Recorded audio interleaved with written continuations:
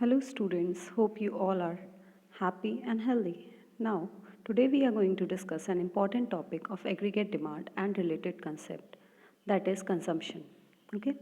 Consumption में हम क्या क्या पढ़ेंगे? कंजम्पशन फंक्शन पढ़ेंगे, उसकी डायग्रामेटिकल रिप्रेजेंटेशन को देखेंगे. इसके अलावा हम क्या देखेंगे?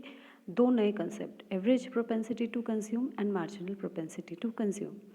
Okay students, let's begin today's lecture. Consumption expenditure होता क्या है? देखिए, आप मान लीजिए कि आपके पिताजी की एक पर्टिकुलर इनकम है, सपोज़ वो 100 रुपीज़ है, ठीक है. अब उस 100 रुपीज़ में से वो क्या करते होंगे, कोई एक पर्टिकुलर अमाउंट वो क्या करते होंगे कि कोई गुड्स और सर्विसेज खरीदने में स्पेंड करते होंगे अपने इनकम का. तो कंजम्पशन एक्सपेंडिचर क्या हो गया? वो पोर्शन ऑफ इनकम जो कि गुड्स और सर्विसेज खरीदने के लिए क्या किया जाता है, स्पेंड किया जाता है एक पर्टिकुलर लेवल पे. एक पर्टिकुलर लेवल पे क्या, मानिए आपके पिताजी की इनकम जब 200 हो जाती है, जब पहले केस में 100 थी तो वो 80 रुपये क्या करते थे, कंजम्पशन पे खर्च करते थे. जब 200 होती है तो मान लेते हैं वो 150 खर्च कर रहे हैं, ठीक है. मतलब कि क्या होता है, ये इनकम के हिसाब से कंजम्पशन चेंज होता रहता है, ठीक है. तो इसको हम सिंपल वर्ड में क्या कह सकते हैं कि कंजम्पशन फंक्शन क्या है, रिलेशनशिप है किसके बीच में, आपकी कंजम्पशन और नेशनल इनकम के बीच में. देखिए, मैंने जो आपको कंजम्पशन एक फंक्शन बताया वो आपकी फैमिली से इसलिए बताया ताकि आप उसको क्या कर सको, रिलेट कर सको, क्योंकि हम यहाँ पे मैक्रो इकोनॉमिक्स पढ़ रहे हैं. तो अब हम क्या देख रहे हैं कि हमारे यहाँ पे इनकम किसकी होगी, पूरी इकॉनमी की होगी. इसलिए कंजम्पशन किसका रिलेशनशिप हो जाएगा, नेशनल इनकम का. ओके, सो हम इसको नोटेशनल फॉर्म में कैसे लिख सकते हैं, C is equal to function of Y, ठीक है. अब क्या होता है, मैंने आपको जैसे ही बताया कि इनकम जैसे जैसे बदलती है कंजम्पशन भी वैसे वैसे ही बदलता है. कहते हैं ये क्या है, एक साइकोलॉजिकल कंसेप्ट है. साइकोलॉजिकल कंसेप्ट क्यों है बेटा? क्योंकि ये क्या होता है, कंज्यूमर की प्रेफरेंस, हैबिट, इनके ऊपर डिपेंड करता है, ठीक है. दोबारा से हम देखेंगे कंजम्पशन फंक्शन क्या है, रिलेशनशिप है किसके बीच में, कंजम्पशन और नेशनल इनकम के बीच में, ठीक है. और कंजम्पशन से हम क्या समझते हैं, एक्सपेंडिचर, वो इनकम का पार्ट जो गुड्स और सर्विसेज के लिए हम क्या करते हैं, स्पेंड करते हैं एक पर्टिकुलर लेवल ऑफ इनकम पे, ठीक है बेटा. अब हम कंजम्पशन फंक्शन की diagram, that is consumption schedule को समझने की कोशिश करेंगे. इसको समझने से पहले मैं इसको आपको थोड़ा सा एग्जाम्पल के साथ समझाती हूँ. सपोज़ मानिए, वैसे तो हम बात पूरी इकॉनमी की कर रहे हैं, फिर भी मैं आपको थोड़ा समझाने के लिए एक इंडिविजुअल के साथ इसको रिलेट करिए ताकि आप इसको ईजिली समझ सकें, ठीक है.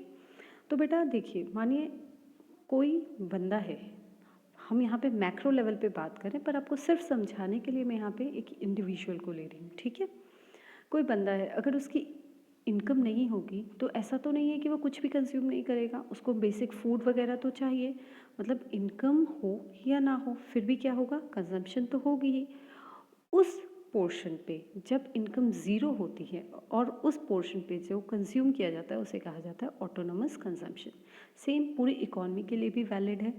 जब क्या होती है, कंजम्पशन ज़ीरो होती है तो एक पोर्शन जो होता है वो कंज्यूम किया जाता है, जिसे हम क्या कहते हैं, ऑटोनोमस कंजम्पशन. उसके बाद धीरे धीरे क्या होता है, जैसे जैसे हमारी इनकम बढ़ती है हमारी कंजम्पशन भी बढ़ती है, ठीक है.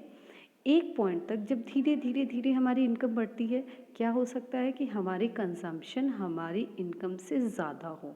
अब जब हमारी क्या है, कंजम्पशन ज़्यादा है और इनकम कम है, तो इस केस में हम क्या करते हैं, डिस सेव करते हैं. डिस सेव करने का क्या मतलब है, भाई मेरे पास पैसे नहीं है तो मैं क्या कर रही हूँ, सेविंग नहीं कर रही हूँ, दैट इज़ नेगेटिव सेविंग, ठीक है.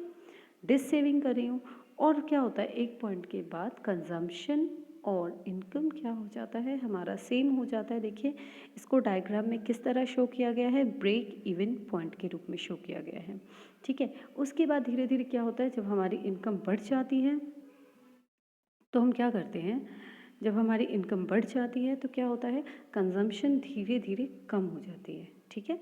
तो यह क्या हो जाता है, सेविंग हो जाती है. क्लियर है. तो यहाँ से हम क्या सीखते हैं कि भले इनकम हो या ना हो कंजम्पशन डेफिनेटली होगी, और उस कंजम्पशन को हम किस रूप में कहते हैं, ऑटोनोमस कंजम्पशन के रूप में कहते हैं. फिर एक पॉइंट आता है जहाँ पे इनकम और कंजम्पशन सेम हो जाती है, उसे हम क्या कहते हैं, ब्रेक इवन पॉइंट कहते हैं. फिर धीरे धीरे क्या होता है, इनकम ज़्यादा हो जाती है, कंजम्पशन कम हो जाती है, तो उस केस में धीरे धीरे सेविंग होने लगती है। ठीक है, यहाँ से आपको कंजम्पशन की डायग्राम क्लियर हो गई होगी। अच्छा, कंजम्पशन कर्व अपवर्ड स्लोपिंग क्यों है? आपने लास्ट के चैप्टर्स में पढ़ा ही था कि कंजम्पशन मतलब कोई भी कर्व अपवर्ड स्लोपिंग कब होती है? जब उसका वाई एक्सिस में जो चीज़ें ली गई हैं और एक्स एक्सिस में जो चीज़ें ली गई हैं उनके ऊपर क्या रिलेशनशिप हो? पॉजिटिव रिलेशनशिप हो, राइट। तो यहाँ पे क्या है, देखिए कंजम्पशन क्या है, हमने वाई एक्सेस पे कंजम्पशन लिया और एक्स एक्सेस पे इनकम लिया है। तो मैंने आपको पहले ही बताया कि कंजम्पशन क्या है, इनकम का फंक्शन है। और जैसे जैसे हमारी कंजम्पशन बढ़ेगी, कब बढ़ेगी? जब हमारे इनकम बढ़ेगा। ठीक है, अब हम एक और कंसेप्ट पढ़ेंगे, Keynes psychological law of consumption. तो इसमें क्या क्या बोला गया है, मैंने आपको जैसे बताया कि इनकम हो या ना हो फिर भी कंजम्पशन होती है, उसे हम क्या कहते हैं? ऑटोनोमस कंजम्पशन कहते हैं। फिर मैंने आपको क्या बताया कि जैसे धीरे धीरे इनकम बढ़ती है कंजम्पशन भी हमारी क्या होती है? बढ़ती है। ठीक है, अब क्या होता है, एक पॉइंट के बाद income rises at a greater proportion as compare to increase in consumption. Starting में तो देखा आपने कि डिससेविंग हुई, लेकिन फिर क्या होता है, एक पॉइंट के बाद जब इनकम ज़्यादा बढ़ती है कंजम्पशन उसके कंपैरिजन में प्रोपोर्शन वाइज कम बढ़ती है। ठीक है, तो तीन चीज़ें क्या देखी हमने यहाँ पे? Autonomous consumption at zero level of income, जब इनकम का लेवल ज़ीरो हो तब भी कंजम्पशन होती है, उसे ऑटोनोमस कंजम्पशन कहते हैं। जब इनकम बढ़ता है तो कंजम्पशन भी बढ़ता है, और इनकम क्या होता है? ग्रेटर प्रोपोर्शन में बढ़ता है as compare to increase in consumption. ठीक है बेटा, अब हम अपने अगले कंसेप्ट में आते हैं, that is average propensity to consume. अच्छा, एवरेज का क्या फॉर्मूला होता है? जब आपने पढ़ा होगा, आपने छोटी क्लासेस में पढ़ा होगा, तो क्या होता है? Total by quantity, right. ऐसे ही पढ़ा होगा आपने, ये टोटल बाय जो भी जिससे भी हम डिवाइड करते हैं। ठीक है, यहाँ पे भी सेम है, कंजम्पशन एक्सपेंडिचर उस पर्टिकुलर इनकम पे, that is total consumption expenditure divided by corresponding level of income. So इसे दोबारा देखते हैं, average propensity to consume refer to the ratio of consumption expenditure to the corresponding level of income. Okay, तो क्या हो जाएगा? Simple C by Y. ठीक है, तो अब आप इस क्या बोलते हैं, टेबल को ज़रा ध्यान से देखिएगा। हमने एक तरफ y दैट इज़ इनकम लिया है, दूसरी तरफ कंजम्पशन लिया है, तो APC that is average propensity to consume क्या हो जाएगा according to definition? C by Y. ठीक है, जब हमारा इनकम ज़ीरो है तो कंजम्पशन 40 है। ठीक है, तो फर्स्ट लेवल पे तो 0 बाई 40 बाई 0 हम इस चीज़ को कैलकुलेट ही नहीं करेंगे। क्यों नहीं करेंगे? क्योंकि हमारा एवरेज प्रोपेंसिटी टू कंज्यूम इस टाइम पे नहीं ले रहे। यहाँ पे हम क्या देख रहे हैं कि ये कौन सा कंजम्पशन है? ऑटोनोमस कंजम्पशन है। याद आ रहा है आपको? ठीक है, आगे हम आते हैं, जब हमारा कंजम्पशन 120 है, इनकम 100 है, तो APC कितना बन गया? 1.20। उसके बाद देखिए, जब हमारा कंजम्पशन 200 है, इनकम भी 200 है, तो APC कितना हो गया? 1। जब हमारा कंजम्पशन 280 है तो हमारी इनकम कितनी है? 300। ये हम किसकी बात कर रहे हैं? पूरी इकॉनमी की बात कर रहे हैं। ठीक है, तो क्या हो जाएगा? 0.933। उसी तरह कंजम्पशन 360, तो इनकम कितनी है? 400। ये सारी चीज़ें हम किस में काउंट कर रहे हैं? करोड्स में काउंट कर रहे हैं। ठीक है, तो क्या हो गया? 0.90। तो यहाँ से क्या इन्फर किया जाता है कि APC क्या होता है? इनकम के बढ़ने के साथ साथ धीरे धीरे डिक्लाइन करता है। ठीक है, तो अब यहाँ तक आई थिंक आपको क्लियर हो गया होगा। ठीक है, अब आगे हम देखते हैं कि एवरेज प्रोपेंसिटी टू कंज्यूम धीरे धीरे डिक्रीज करता है। यही चीज़ हम डायग्रामेटिकली कैसे शो कर सकते हैं? APC कैसे निकाल सकते हैं? मान लीजिए हमने APC पॉइंट A पे निकालना है। ठीक है, सेम कंजम्पशन कर्व को ही लिया है हमने, पॉइंट A पे निकालेंगे, तो APC का फॉर्मूला क्या है? C by Y. ठीक है, तो हमारा C क्या हो जाएगा? हाँ जी, C हो जाएगा हमारा जो वाई एक्सिस के कॉरस्पॉन्डिंग है, तो ए के हिसाब से वाई एक्सिस पे कॉरस्पॉन्डिंग क्या हो गया? AY1। ठीक है, और इनकम क्या हो जाएगा? NA। तो हमारा APC क्या हो जाएगा? AY1 by AN। ठीक है, क्लियर है हो? अब APC के रिगार्डिंग कुछ इम्पॉर्टेंट पॉइंट्स हैं जो मैं आपको बताना चाहती हूँ। देखिए, आपको ये क्वेश्चन आ सकता है, ये सारे क्वेश्चन शॉर्ट क्वेश्चंस में आ सकते हैं, 1 वर्ड वाले जो आते हैं। कैन देखिए एपीसी आपने अभी अभी देखा 1.20, तो यहाँ से क्या हो सकता है, एपीसी 1 से बड़ा हो सकता है, ठीक है। दूसरा क्या निकला, APC is equal to 1, APC 1 भी हो सकता है। दूसरा क्या है, APC is less than 1, APC 1 से कम भी हो सकता है। देखिए एक केस में ये 1.20 है, अगर आप इस टेबल को दोबारा ध्यान से देखें, दूसरे केस में ये 1 है और तीसरे केस में 0.933 है।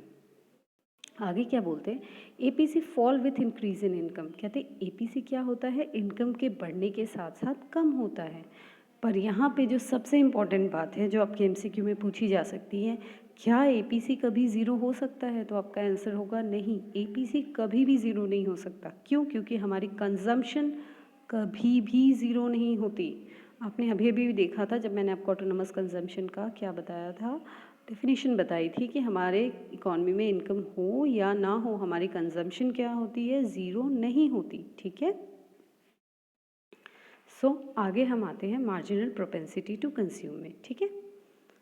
मार्जिनल प्रोपेंसिटी टू क्या है, कंज्यूम का क्या मतलब है, it refer to ratio of change in consumption expenditure to change in total income. क्या कहने का मतलब है कि change in consumption expenditure to change in total income, मतलब अगर मान लीजिए एक यूनिट इनकम में चेंज आती है तो उसके कारण कंजम्पशन में कितनी चेंज आती है, ये हम किससे कैलकुलेट कर सकते हैं, मार्जिनल प्रोपेंसिटी टू कंज्यूम से, ठीक है। इसको हम डायग्रामेटिकली देखेंगे। एमपीसी कैसे निकलेगा, मान लीजिए पहले पॉइंट पे y1 इनकम है और 1 यूनिट चेंज यानी कि y1 से हम y2 चेंज कर रहे हैं, तो इसके कारण हमारा कंजम्पशन, अगर आप इस डायग्राम को ध्यान से देखें तो पहले केस में जब y1 इनकम थी तो कंजम्पशन कितनी थी m, और जब y2 इनकम हुई तो कंजम्पशन कितनी हुई n। तो y1 से y2 जो चेंज आया उसे डेल y से बता रहे हैं, और कंजम्पशन कितनी चेंज आई है mn, that is del c से हम देखेंगे। तो एमपीसी क्या हो जाएगा, del c by del y, that is mn by y1 by y2। Okay, hope आपको ये समझ में आया हो। अब एमपीसी से रिगार्डिंग भी कुछ इंपॉर्टेंट पॉइंट हम देखेंगे। देखिए ध्यान से सुनेगा, एमपीसी की जो वैल्यू होती है वो 0 और 1 के बीच में लाई करती है, ठीक है। तो इस केस में आपसे अगर पूछा जाए क्या एमपीसी 0 हो सकता है, तो आपका आंसर क्या होगा, येस एमपीसी 0 हो सकता है, ठीक है। कब होगा, जब सारा एडिशनल इनकम क्या किया जाएगा, सेव किया जाएगा, जब सारा का सारा एडिशनल इनकम सेव किया जाएगा, ठीक है। और दूसरा अगर क्या पूछेंगे कि क्या एमपीसी 1 हो सकता है, तो हाँ जी एमपीसी 1 भी हो सकता है। कब, जब सारा का सारा एडिशनल इनकम कंज्यूम किया जाएगा, ठीक है बेटा। तो आगे हम चलते हैं, MPC of poor is more than that of rich. जो एमपीसी होती है वो गरीबों की ज़्यादा होती है कंपेयर टू रिच की, ठीक है। और क्या कहा गया है, एमपीसी इनकम के साथ साथ धीरे धीरे डिक्रीज़ होता है। जैसे आपने क्या पढ़ा था, किस में पढ़ा था, एपीसी भी क्या होता है, इनकम के साथ साथ धीरे धीरे डिक्रीज़ होता है। अब इन सभी कंसेप्ट को हम एक बार क्या करते हैं, कंपेयर कर लेते हैं, ठीक है। क्या है कि एमपीसी का आपको पता चली गया और एपीसी का भी पता चल गया, बस इसको थोड़ा डिस्टिंग्विश कर देते हैं। एपीसी को अगर क्या बोल सकते हैं हम, सी बाई वाई, और एमपीसी को क्या बोल सकते हैं, del C by del Y, ठीक है। अब अगला क्या बोलते हैं कि एपीसी 1 से ज़्यादा हो सकता है, लेकिन एमपीसी कभी भी 1 से ज़्यादा नहीं हो सकता। आपने पढ़ा है ये चीज़। When income increases APC fall but at a rate less than MPC, मतलब कि जब भी इनकम बढ़ेगा एपीसी कम होगा, लेकिन एमपीसी के मुकाबले हमेशा ही क्या होगा, ज़्यादा ही रहेगा, ठीक है। तो हम इसको अब समराइज़ कर देते हैं। कंजम्पशन फंक्शन क्या है, कंजम्पशन फंक्शन कंजम्पशन और इनकम के बीच का क्या बताता है, रिलेशनशिप बताता है। एपीसी क्या है, कंजम्पशन बाय इनकम, ठीक है। और एमपीसी क्या है, change in consumption due to change in income. Hopefully आपको ये सारे कंसेप्ट समझ में आए होंगे। Thank you.